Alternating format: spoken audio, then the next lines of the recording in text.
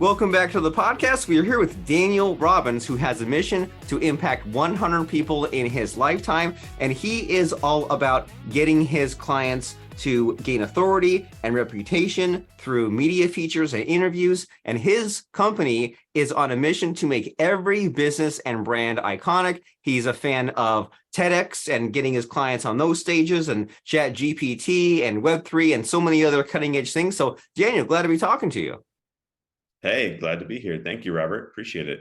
You're very welcome, and I appreciate you. And so one thing I saw when I was looking into you a few minutes ago, just before this call, was that you're a fan of building these companies, and you're a fan of hiring people on day one, which, like, I'm sure, as you know, is kind of difficult, right? It's difficult to get over the ego combined with the low self-esteem. So just right off the bean, hitting the ground running. Can you tell us about that? Because that seems kind of unique, just your philosophy there of hiring from day one. Yeah, so I think, in my experience for the last 11 years, one of the biggest challenges that people have is getting out of their own way. Entrepreneurs, we like to do everything. We want to control everything. I think that's a big issue.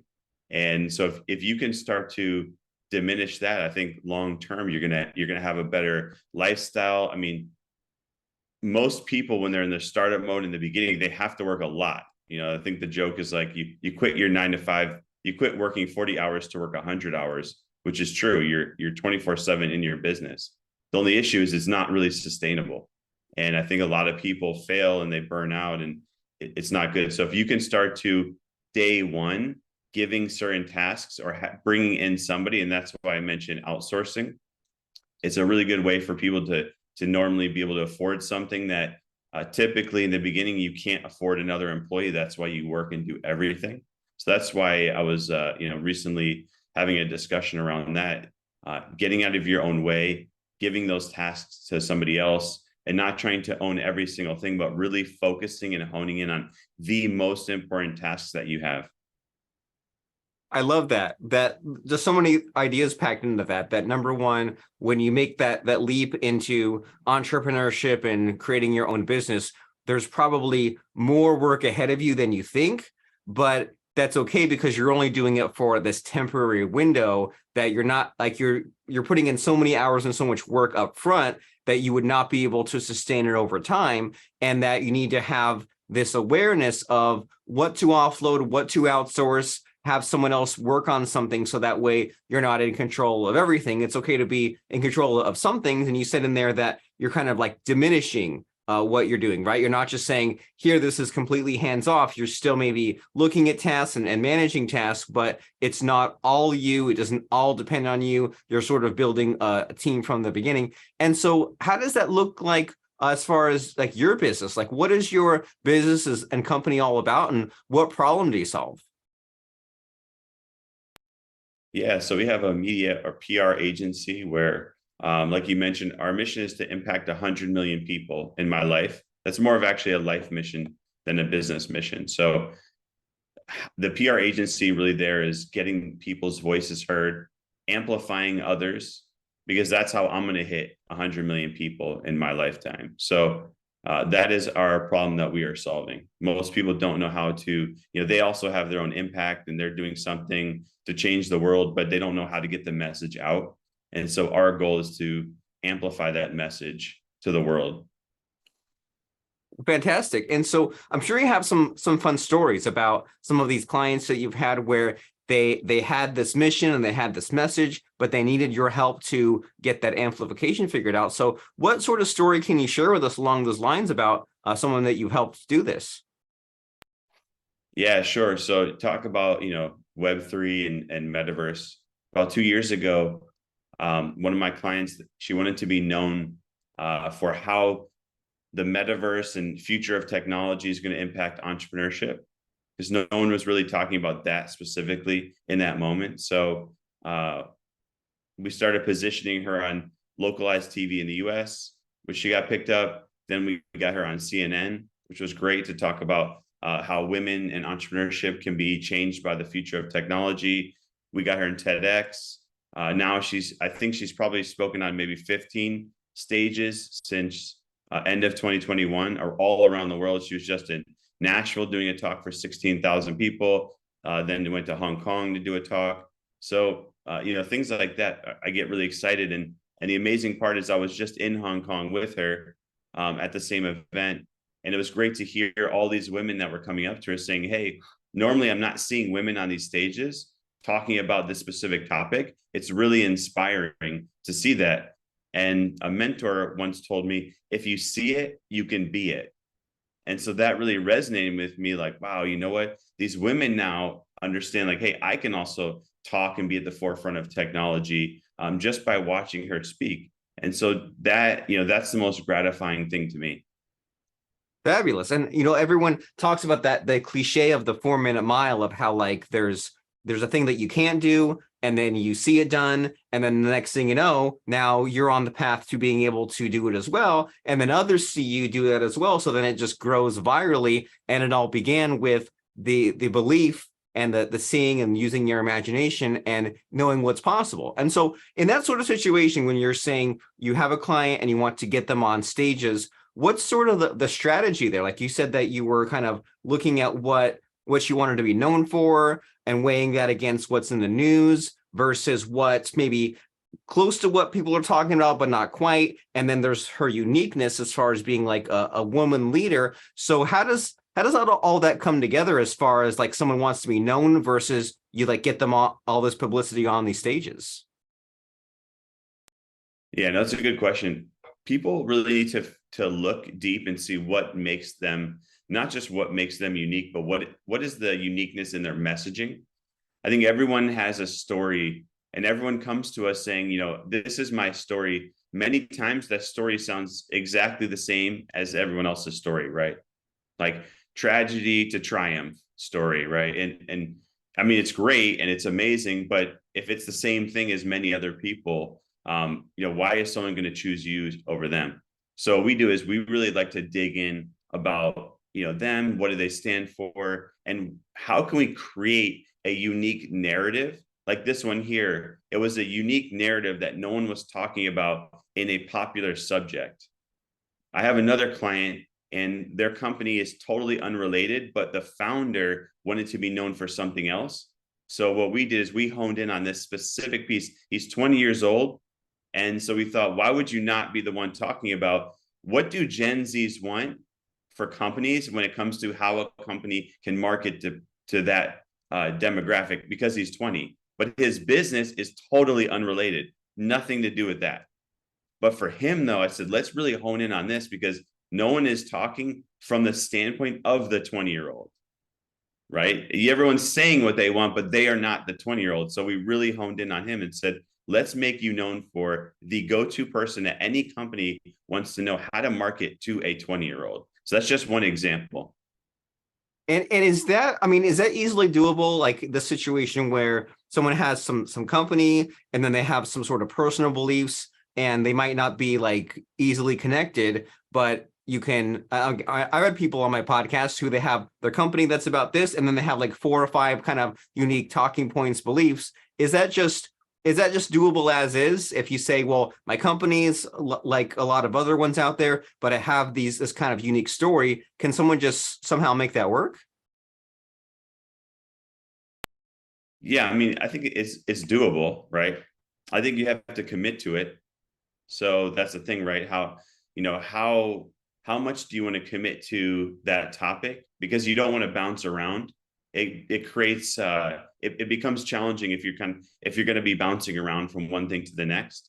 That's why I think it's not for everybody.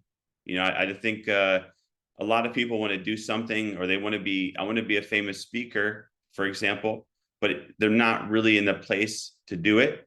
I think that's another thing, is looking at yourself and seeing, is the timing right? Am I going to really commit? Because the truth of the matter, it's not something you do tomorrow. It could be something that's 6-8 months from now. PR and media, like the speaking and stuff, it doesn't always pay off today or tomorrow. It might pay off in 6 months from now. The person that I gave in the woman in the beginning, it took a few months for her to actually make money from what we were doing. Let's say 6-8 months it took before she made a penny from what we were doing. So she had to put out a pretty good amount of work in that time. So I think for me, it's more so about, is somebody ready to commit? Are they ready to put in the work? I think it's doable for most if they can do that. And that's really the question that people need to ask. I love that. Are you ready to commit? Which means subscribing to the delayed gratification and overcoming that earlier control freak attitude we mentioned. So that way you have a team that can help you out, and then having that big, like you call it the BHAG, the big hairy audacious goal, and then also committing time every day or every week to move that forward. And I'm sure with the publicity, there's a lot of writing, figuring out your message, do lots of outreach, lots of communication. Is all these kind of tedious, monotonous tasks that maybe you don't like, but it's all leading towards that bigger goal for later on in the future. And so it's a heavy subject to think about. And another heavy subject is a lot of this new cryptocurrency, NFTs, and Chat GPT especially. And I haven't been able to really talk to anyone up until now about Chat GPT because it's so new. And I use it sometimes a little bit to like get my writing critiqued or to get an article made, and I go and make like heavy edits. Sometimes I use it for like chat back and forth. But Chat GPT, what do you use it for, and what has you so excited about it? I use it for everything. So yesterday we wanted to put up a new website because I'm bringing back a company that we were doing before, but the copy didn't really match because it's been a few years since the website was up. So I went into ChatGPT, and within 5 minutes, I had the entire copy for a landing page. It was incredible. We use emails, all of our email outreach, a lot of our press releases. We do a lot of our press releases in ChatGPT, and a lot of press release companies now are using the API for that, which is amazing. Like you mentioned before, unique selling points, proposals for new clients. Every new client we do, we run a proposal through ChatGPT. Now, the thing though is it's not necessarily that ChatGPT is creating the information. A lot of times we're giving it in bullet pointed factor and having it create more of a long form. So it's taking the information and making it much better. Sometimes I'll write an email to somebody, it doesn't sound that great. What I find is ChatGPT can take that and recreate it into a much better email in a better voice than how I could say it. I have a family member, this is kind of sad, but kind of funny. I have a family member that didn't want to talk to another family member. So they wrote them an email in ChatGPT. So, you can use it for so many things. And I mean, all copy, I'd say 90% of my social media posts, we run through ChatGPT. Same thing for clients as well. We use a lot of outsourced employees, like I mentioned before, and maybe either English writing isn't always the best, but what I found is they can do as good or better of a job now than I can if I was just going to go and write it being an English native speaker by utilizing ChatGPT and then making some edits. And so speaking of those edits, I don't know about you, but I get frustrated with it sometimes. Like I notice if I give it just barely any prompt and it has to do too much guessing, or if I give it big old dumps of text and I don't kind of do it chunks at a time, I get sort of frustrated, and sometimes I have to tell it like redo it or start over or do it more this way. Have you found any sort of do's and don'ts, tips and tricks, things that we can take away to have a more pleasant experience with ChatGPT? Yeah, like you mentioned, people say that the prompts matter, and there's so many places online that you can get prompts now for free. I think I have a list of maybe 1,000 or 1,500 prompts that I found scattered throughout the internet. So I think one is just find places where people are already doing it. I don't know if there's 100% truth in this, but watching videos and seeing what they've said is you can create personas. So over time, you can create it to sound a specific way, and it gets better and better. I don't know 100% if there's truth. It seems to be. So I think those would be two things: is one, go on the internet and find prompts that other people have done already. Like I had a friend, he does a lot of stuff through TikTok. And so he was teaching me all the prompts that he uses to write long form. Like everything he's talking about on TikTok is actually written through ChatGPT. So he was sending me all his prompts, and some of them are very long. the great thing is I just copy and paste now. So go find those prompts and then look into creating personas. I'd say there's a bunch of YouTube videos on how to do it, and I think it'll get a lot better.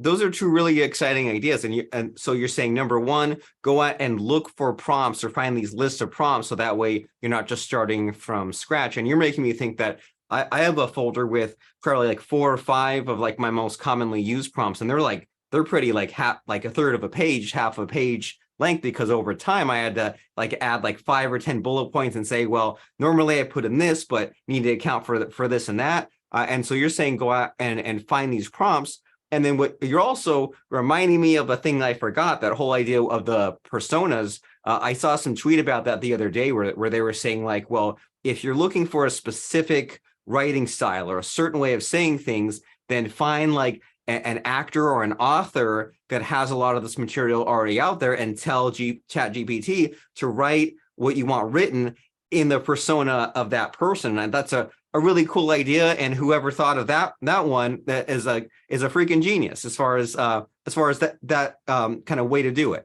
And so we've been talking about all these different kind of subjects, right? About changing the world, figuring out your message and your mission, paid speaking, Chat GPT. And so it's all this cutting edge stuff. And so as far as the cutting edge goes, what are business owners and entrepreneurs missing out on? Because we have all this information, right? We can look up all these things, but people still make a lot of the same mistakes. So what drives you crazy these days about the mistakes business owners are making and what they don't even realize?